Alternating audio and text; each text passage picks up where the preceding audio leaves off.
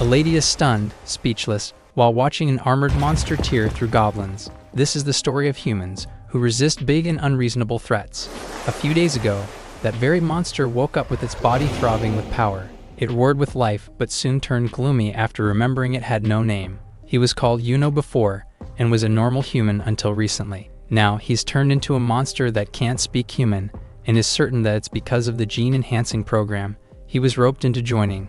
The countries around theirs are at war, and it was suspicious for someone like him to be recruited.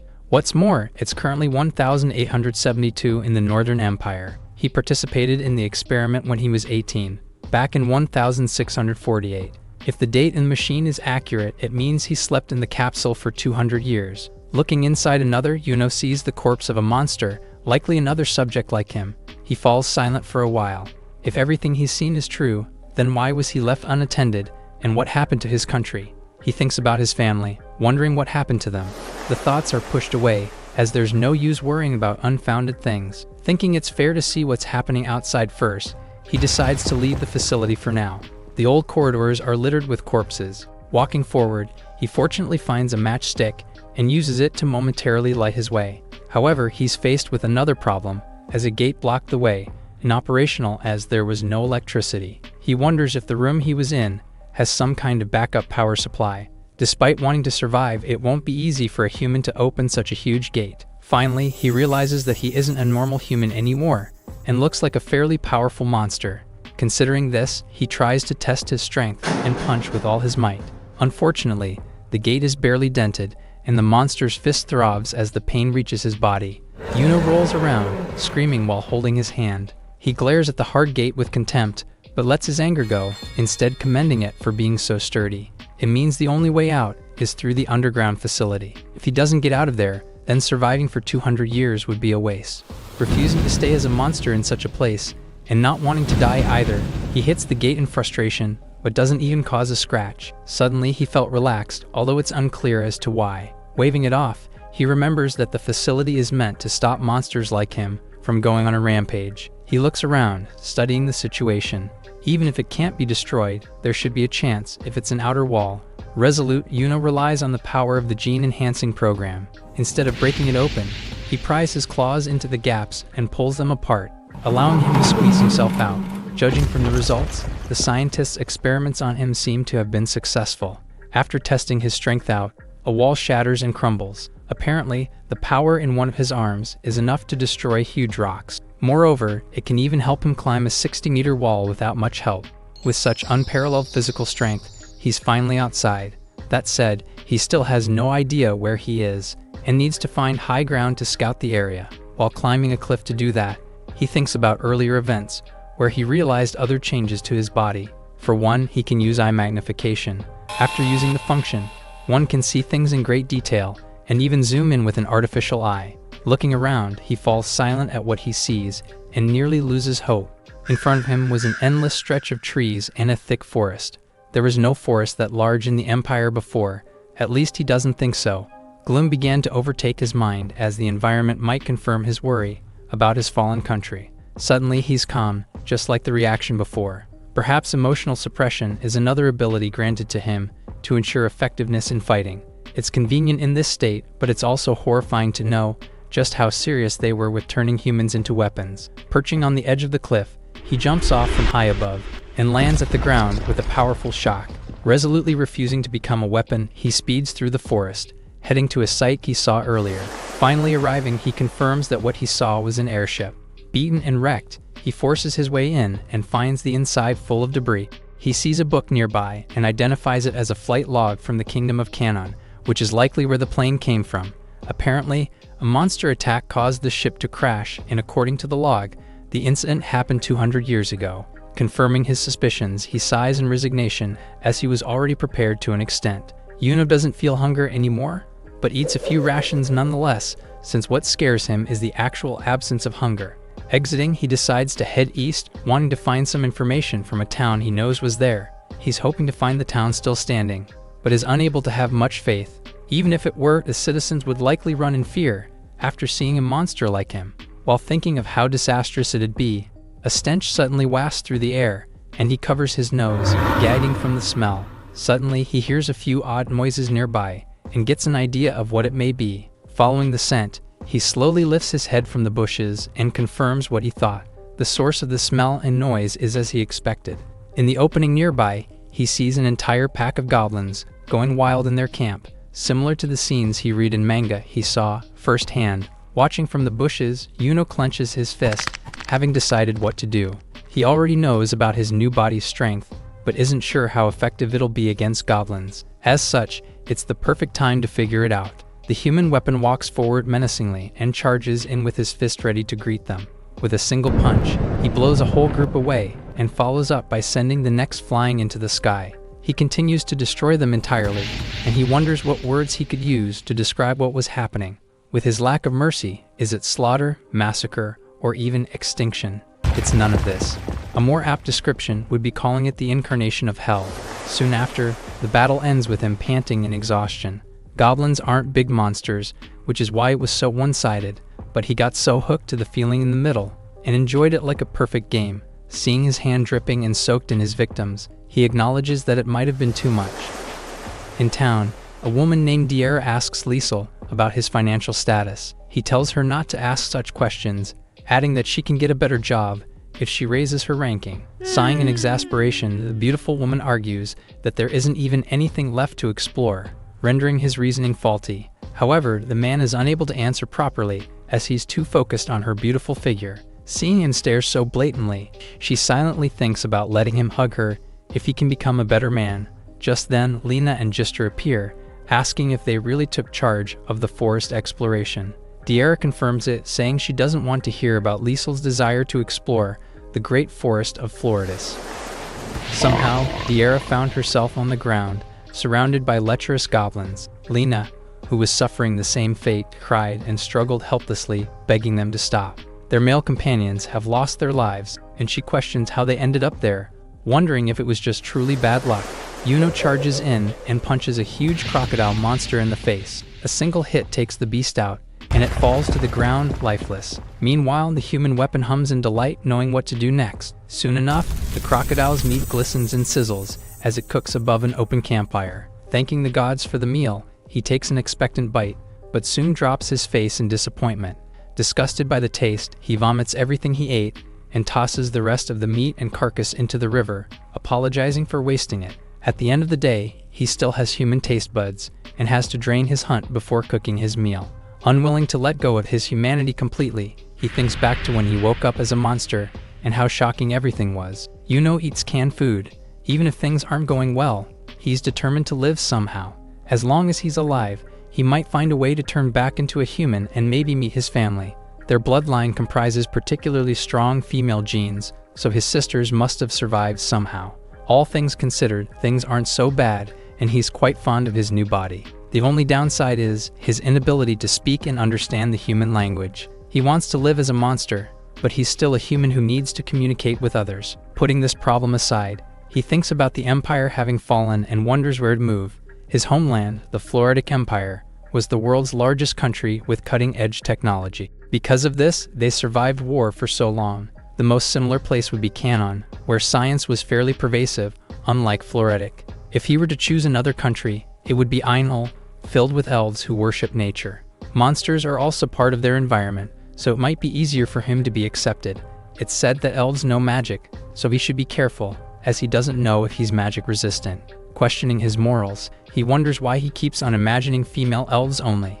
Moving on, the south is out of the question for various reasons. Also, he'd like to avoid Caesarea in the east, which similarly specializes in magic. They're a country filled with monster hunters, called exterminators, and he'll certainly be a target. For the time being, he'll look for a town in Canon, taking care not to run into any Caesareans. Suddenly, he hears something that sounds like a death flag. By the campfire, Diera whines about being made to explore, when exterminators like them are only meant to hunt. Their request was to find something, but they don't even know what they're looking for exactly. They express their distaste for the elves who occupied the former empire without permission.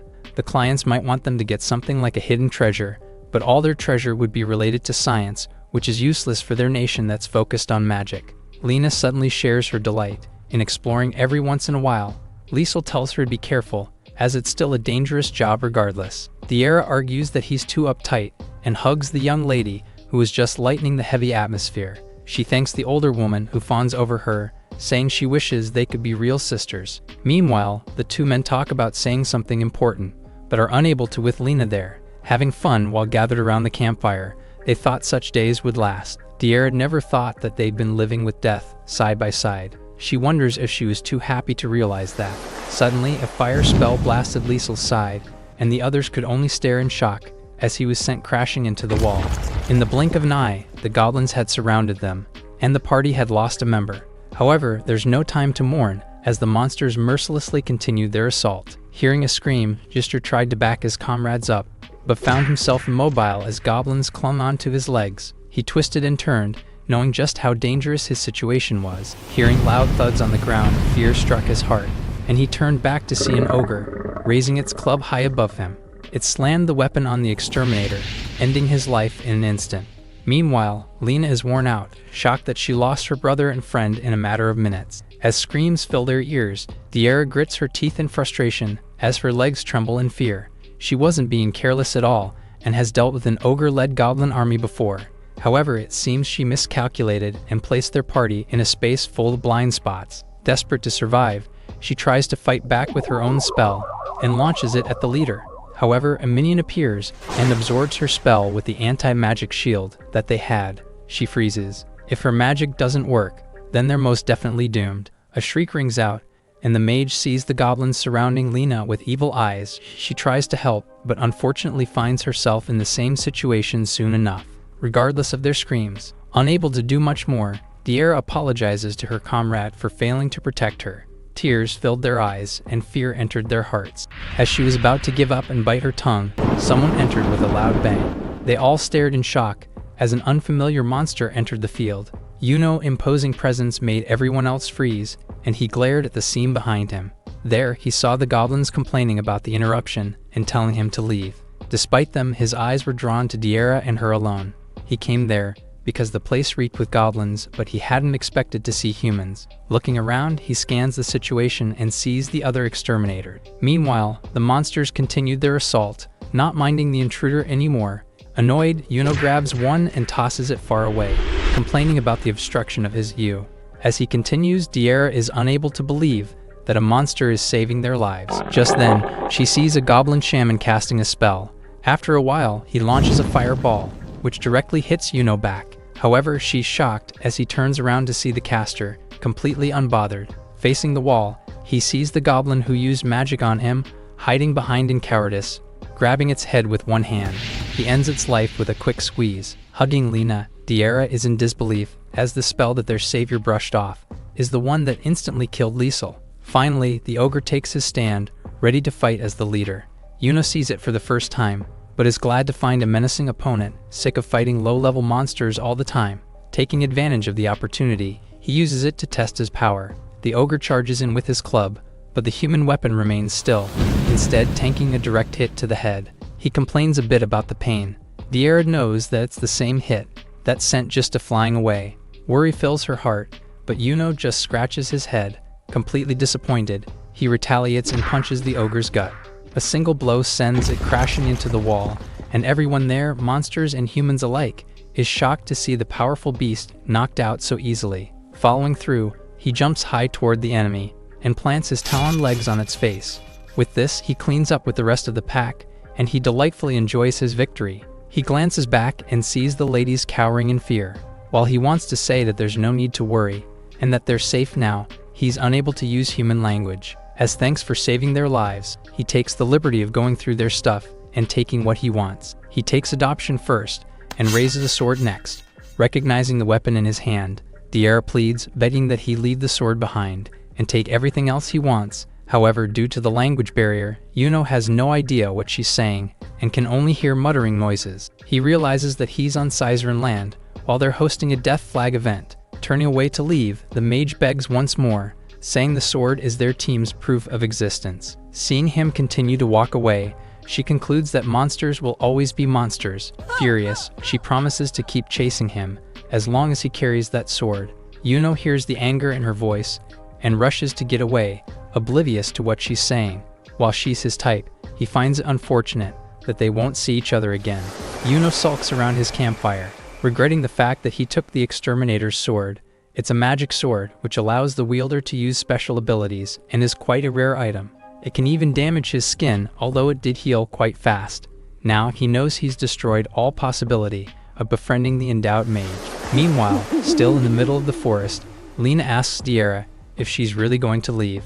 Sighing hard, the older woman expresses her determination to bring their magic sword back. Insistent on having her stay, the girl hugs her tight, certain that she'll end up like her dead brother. If she suffers the same fate, she'll be left all alone. It's not like she didn't think about inviting the girl to join, but she doesn't want either of them to die like the others. Diera apologizes. If fear is the reason Lena is giving up, then the two of them are completely different. As she vows to come for the armored monster, Yuno sneezes in his camp, left to wonder if someone is talking about him. His new body doesn't get drowsy, and it's been a while since he even slept. Just because he can't feel it doesn't mean he should throw away the opportunity for rest. He takes a backpack out. It contains all the materials he took from Diera, and it's already at its limit. Deciding to get a bigger backpack, he rushes away, dreaming of his desires like salt and a hot pot. With all that in mind, he heads to a town to look for what he needs. Dawn comes, and he stops as he's finally arrived at his destination. It's an abandoned town, particularly familiar to him. Looking around, he sees an anti-aircraft gun, which he's missed so much. They were Floretic's pride, which allowed them to combat the aerial monsters everyone looked up to. However, it went too far, and turned into a diplomatic issue, which ultimately caused the war. Seeing that there are no high walls and anti-aircraft guns, he must be in an inner town. Finding a map, he struggles but sees that he's on northeast side of Ilequel. Based on his knowledge, he figures out the neighboring towns and now knows where he is. Certain that he could get some sort of information there, he began his search. However, a familiar stench invades his nose. Recognizing the goblin stench, he complains about not even being able to search. Annoyed and irritated, he sets his backpack down for now to prepare himself for what's to come. With this, he dashes away. A few goblins are happily playing with a skull, tossing it around and freezing in surprise as a huge monster leaped towards them. Before they could even react, Yuno had taken several down, tearing them apart while the others ran for their lives. That said, he notices them fleeing in the same direction when they should be separating instead. Certain that there's something going on, he follows them, swinging his fists and whittling their numbers down. They don't come straight at him, and their similar movements indicate the presence of a commander. He wonders if they're protecting something. After continuing on his path of carnage, he eventually arrives at a school's entrance. The gymnasium is considerably big and was likely used as a base for their village. Moving in, the stench gets stronger by the second, so much so that he wants to throw up. Finally, he reaches his destination and finds countless and various goblins, all surrounding a larger and dark monster. It's the Goblin Queen. While they sometimes use other races to breed, the majority of propagation is performed by her. With their high reproduction rate, the number of goblins will grow as long as the queen exists. Disgusted, he charges in to get rid of the despicable being in front of him. Devoid of fear, the other goblins jump in to protect her, clinging on to the armored monster's body. However, their devotion and determination are far from enough, as small fry are no match for his power.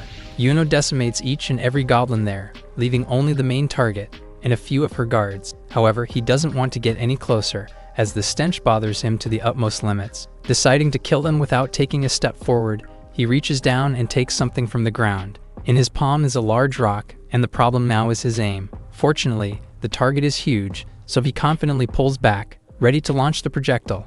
As expected, there are no problems, and it blasts through the queen's shoulder. She screams in pain, but he was actually aiming for the head.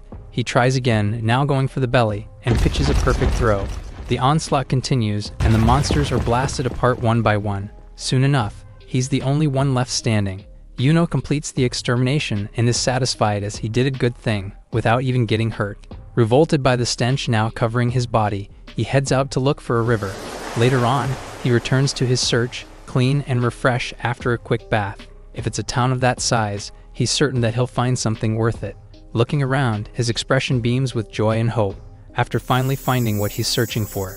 In front of him was a shopping mall. He prances around, joyously taking his time and finding a suitable bag, kitchenware for his travels, storage, and even food from the grocery. Soon enough, he's well equipped for journeys, and is like a walking town himself. After it all, one would think that he forgot to gather information about the Empire, but he diligently found what he could. He's excited, touching man-made things for the first time in a while.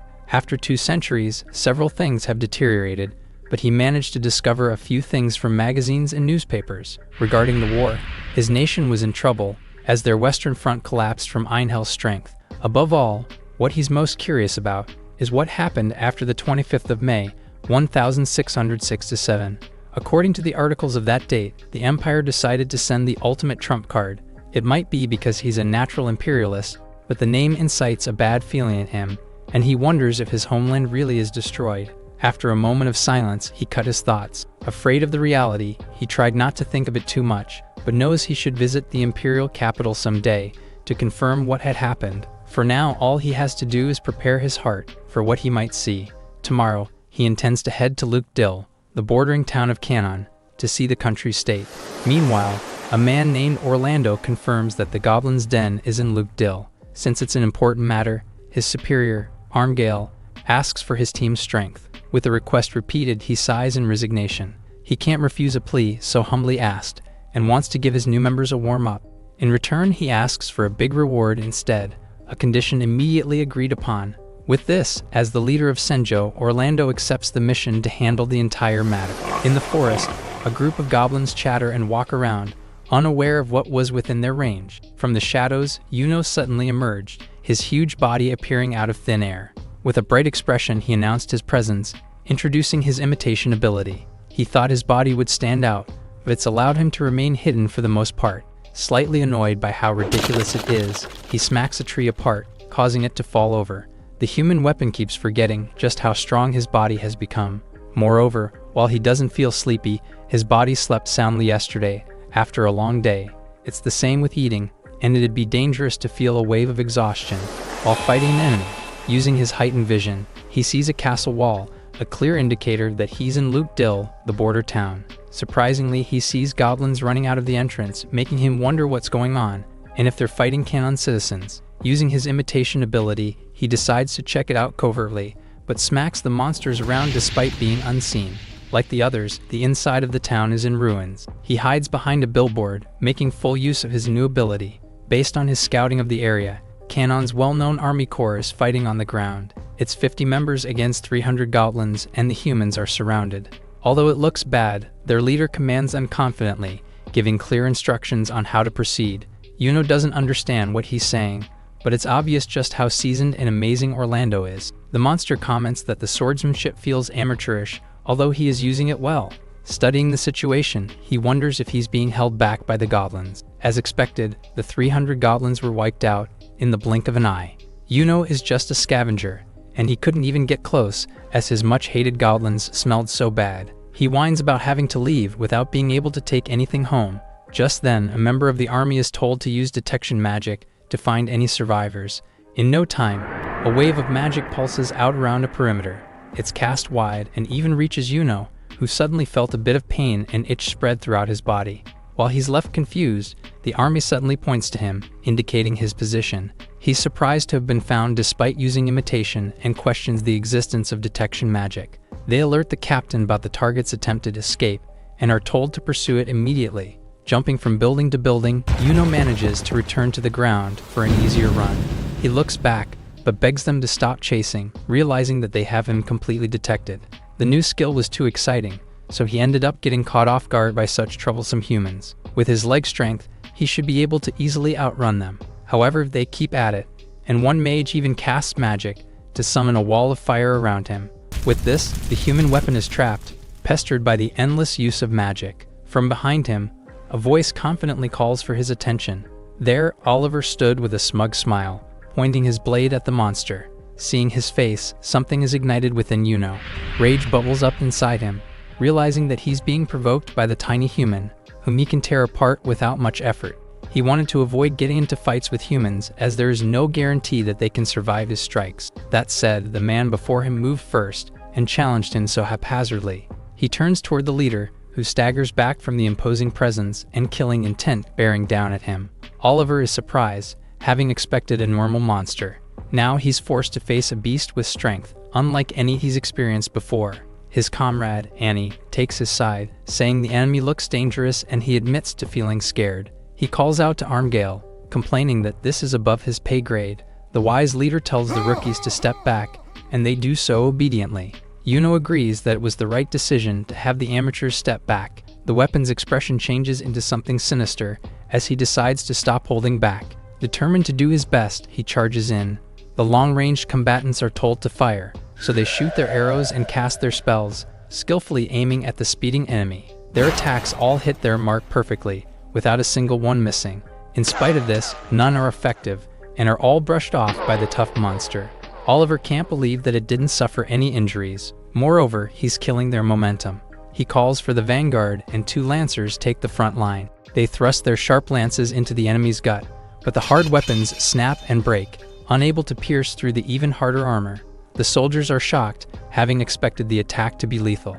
Before they could register what was happening, Yuno had already retaliated. They can't fight him, and Oliver has to do it himself. The lancer is sent crashing to the wall, and the leader realizes how unscrupulous their enemy is. With his blood now boiling as well, he grips his sword tight, prepared to take the stage himself. In Loop Dill, Orlando is leading a party of Cannon warriors in a quest to eradicate the goblins residing there when they unexpectedly run into the monster Yuno. Now having him cornered, Orlando lunges at the monster with his huge long sword in hand and prepares to swing it down at him with force. Yuno notes that despite carrying a heavy weapon, Orlando is still quite fast. He is not quick enough though, as Yuno easily deflects the blow with a swing of his hand. Orlando and his party mates are stunned to see that the monster was able to block the sword with just his bare hands. As a result, the captain realizes they're in a tougher situation than he thought and starts to worry that his team will lose morale. He faces the fearsome-looking monster contemplating his next move when Annie takes the initiative and moves forward past her leader in an attempt to attack the beast on her own. Yuno is temporarily distracted by his new attacker's beauty but still swings his hand to strike her. She is faster than he expected though, as she ducks under his hand in an agile manner and then takes out a crossbow, which she then points directly in front of his face. Yuno is surprised as her teammates look on in eager anticipation now that she has a clean shot at point-blank range. Their expressions quickly shift to stunned dread though when they see that the monster was able to catch the arrow with his mouth. Yuno looks down at Annie, who is crouched helplessly below him, and stretches out his hand to grab her. Orlando looks on in terror as he sees that she is too close to get away. Yuno grabs her with one hand and effortlessly lifts her up. He is pleased to be able to touch a woman, then decides he is going to throw her farther away. However, she is able to slip from his grasp by sliding out of her clothes. The monster is temporarily distracted upon seeing Annie's body. Orlando realizes that she has bought them all an opening and orders everyone to attack. They all charge at Yuno, but he is not worried since he knows they will not be able to hurt him, and is even in a forgiving mood after being able to touch Annie. Thus, he simply blocks the attacks and strikes the soldiers with enough force to send them flying back, but not enough to kill them. Orlando lifts his sword and tries to hit the monster again, but the results are the same as Yuno blocks the blade with his hand and easily parries the attack. The captain is dumbfounded as to how his blows have zero effect and shouts with worry. He sees Annie, who is still crouched underneath the monster, take out a small blade in an attempt to strike the monster. It turns out that what she took out was no ordinary weapon, but was actually a small magic sword with a curved blade. She uses her quickness to get close and is able to land a direct hit right in the monster's midsection, creating a sizable gash. She looks with a mixture of satisfaction and relief at where she struck, but her face soon morphs into horror when she witnesses the wound instantly heal as if nothing happened. Orlando sees that even a powerful strike from a magic sword is useless against the monster and concludes that they have no chance of defeating him. He thus decides to change tactics and focus on allowing as many people as possible to escape from this location.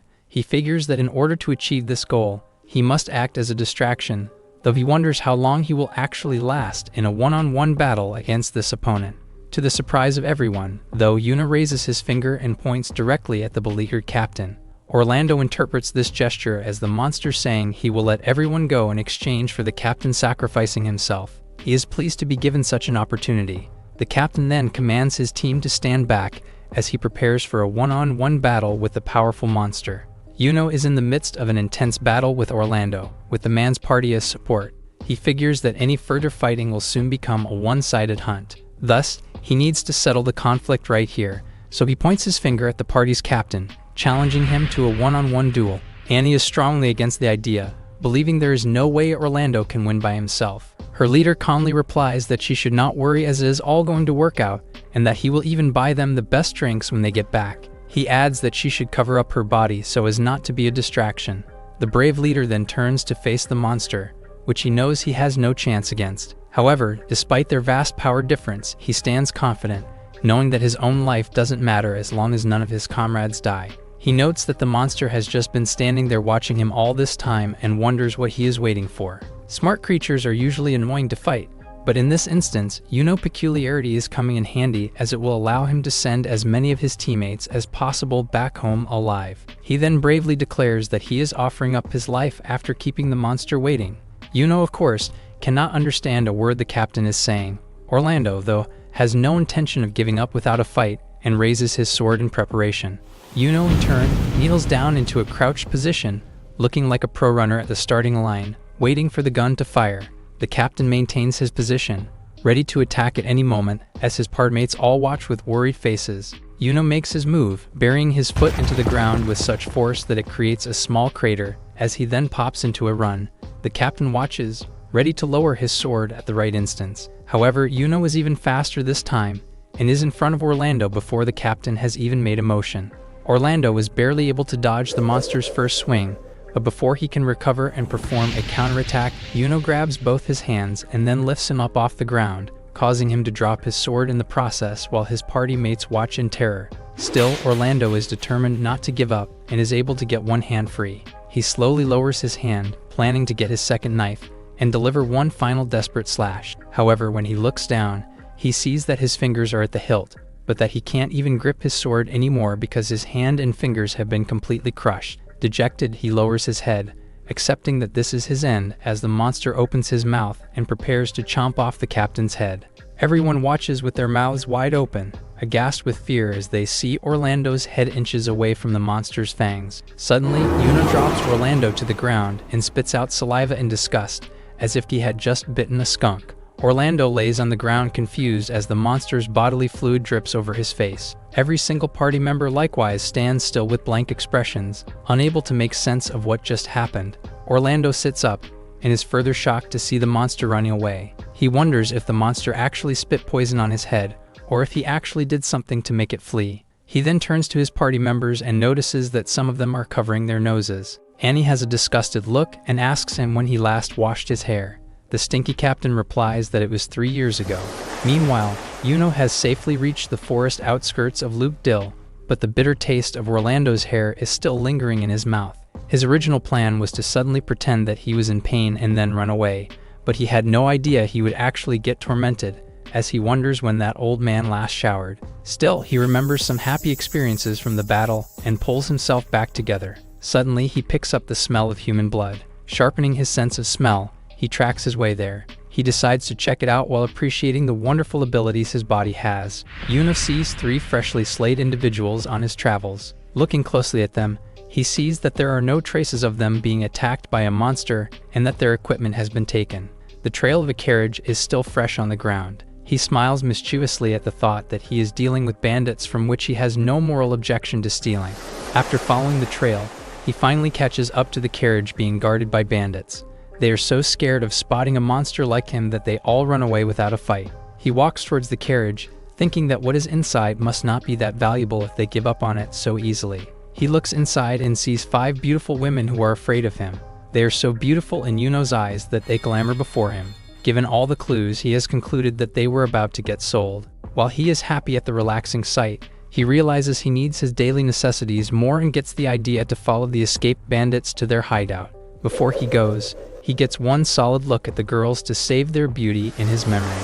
He uses his nose to sense the bandits. As he follows the trail, he thinks about how amazing his senses have become after the Empire's experiments on him. However, he still feels angry since they removed his communication skills and the ability to be with a woman. He sees a backpack hidden in the bushes, as well as a cave where the smell of the bandit is coming from. While using his camouflage ability, he gets inside the cave and looks around. Going deeper, he finds prison bars. Through walking, he finds not only skeletal remains but also the severely malnourished bodies of an adult woman and a child. He clenches his fist in anger, thinking that the person behind the operation deserves no mercy. He hears the cries of one bandit, begging his boss to forgive him for losing the carriage of women. He also hears the boss screaming back at his subordinate for his failure. Yuno is curious why he can understand the boss's language clearly and hypothesizes that he might be from his country. He theorizes that this means that he is getting involved with a nationwide criminal organization, and he feels happy at the thought that this means he will get great loot from them. The screaming from the other room has stopped, so he realizes that the boss must have disposed of many of his subordinates, making it the perfect opportunity for him to strike. Not wanting to get stuck when opening the door, he punches through it instead, creating a big hole for him to enter. He is surprised to see that the boss is a monster with a humanoid upper body and a spider-like lower body. The boss is equally surprised by his appearance and is angered at the realization that he is the one who stopped his men from kidnapping the girls. What is shocking to Yuno more than the person's appearance is that he speaks Ferlito's language. He realizes that his enemy is an experimental soldier just like him. Orlando has been summoned by Armgale to his office since the man in the chair wants to know when the last time he took a bath was. Orlando answers that it has been a long time, all while thinking about how his soldiers have always been complaining about his stench. He goes on about his recent mission, and he reports the bad news that his army has recently discovered a new type of monster. He speaks about the monster with admiration as he tells Armgale about how they could not lay a finger on it, no matter how many men or powerful attacks they threw at it. He describes the monster as the size of an ogre but with a humanoid form, a gray body, and a tail. He goes on to remember the fight, telling his boss about how the monster overcame any of their weapons and magic, as well as describing his indestructible body, agility, and keen intelligence. With a defeated face, Orlando can only say that the experience was funny. He tells his superior that he could not even land a single hit on the monster with his sword. The man genuinely does not know how to deal with that kind of enemy, but asks for a high-quality sword and a high-ranking wizard at the bare minimum. He admits that if the Night Order ever comes against the monster, they will only be overwhelmed and completely defeated. Armgale sees the story as so fantastic that he does not know how to report it to his superiors. He orders Orlando to be in charge of dealing with the monster.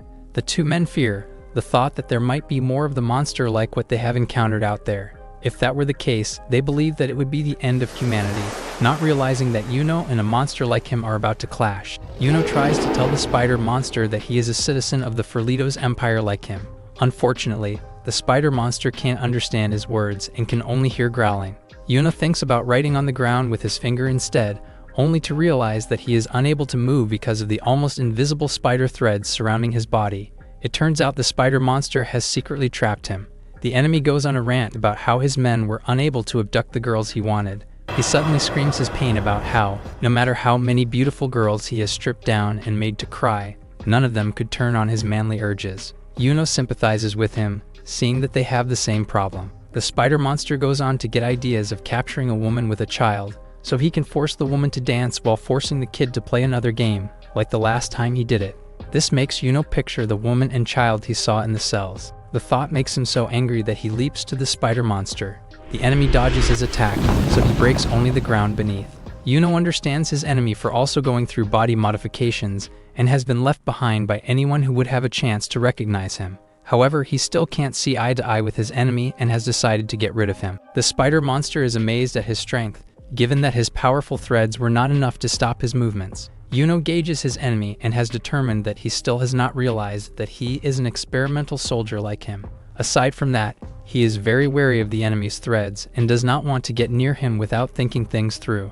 Yuno steps back and pulls the webbed-up body of the spider's dead subordinate so he would not get accidentally caught in the threads. However, no matter how much he swings his arms, the web covering the subordinate's body will not be removed. Finally, the spider monster leaps towards him.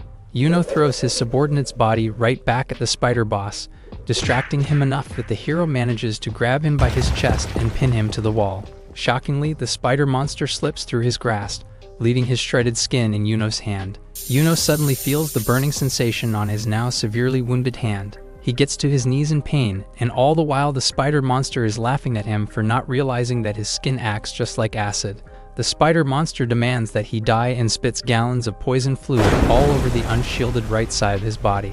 The spider monster is so confident of his enemy's doom that he runs away laughing without even witnessing his death. Yuno's right side is already numb from the poison, and he fears that it will not take long until his body gives up on him. Thinking quickly, he remembers the potion he got from Diera. He does not know what will happen if he uses it, but he tries to find it in his person since he has no other option. Once he finds the bottle, he splashes the potion all over his wounded parts, hoping for the best. After a while, The pain and numbness fade away. It does not take long for his body to become fully healed. He looks at his right hand, completely amazed that it looks healthier than ever. Despite only remembering the woman's body, Yuno thanks the image of Diera for saving his life. Yuno feels relieved that he survived a life-threatening situation, realizing that it is the first time he felt pain in 200 years. He thinks about how dangerous the spider monster must be and that he will have more than the woman and the child in his consciousness if he lets the monster go free. While he does not see himself as a hero, he can't stand the thought that many innocent women will fall prey to the madman. With his body fully healed, he goes into trying to track the enemy by using his sense of smell. Meanwhile, the spider monster is hiding on top of a tree branch, looking at the horse carriage his men have failed to deliver. He finds the woman driving the carriage to be beautiful and imagines ways that he can play with her. A rock is suddenly thrown, hitting the tree trunk inches away from the spider monster's head. The villain looks behind and sees that Eunice has followed him. He is shocked and angry that the hero has not died after how injured he has left him. Yuno throws another rock at the spider monster and is only barely dodged. The hero's intervention annoys the villain since he sees that the horse carriage is getting away from his grasp. He is also extra annoyed that the hero is too wary of his threads to come near him enough to be dealt with. It turns out that Yuno intentionally made his enemy wary of his precise throwing skills so he would not go after the carriage and give them a chance to escape. The spider monster becomes so impatient waiting for the hero to attack that he is the first to leap for an attack instead. Yuno expects this and steps back to further the distance again. This annoys the spider monster even more. However, he has no time to complain since Yuno throws even more rocks at him to dodge. This forces the spider to jump back to further the distance between them, only for Yuno to follow him and close the distance again. The spider monster is getting frustrated, so he jumps into the air and spits out his poisonous fluid. Our hero dodges the attack, only to realize that his enemy is trying to get away. Yuno removes a nearby tree from the ground and throws it at the enemy to stop him from escaping. Yuno plans to close the distance if the enemy retreats while retreating himself if the enemy is the one who closes the distance. Every time the enemy unleashes threads to surroundings, he uses a tree like a bat to swat away the threads. Every time he sees an opening, he throws a rock at the enemy. All through the battle, Yuno repeats this cycle until it is already nighttime and the spider monster is getting shouty from the unfairness of the situation. Yuno does not care if he is fighting fair since he considers their battle to be nothing more than just him hunting prey.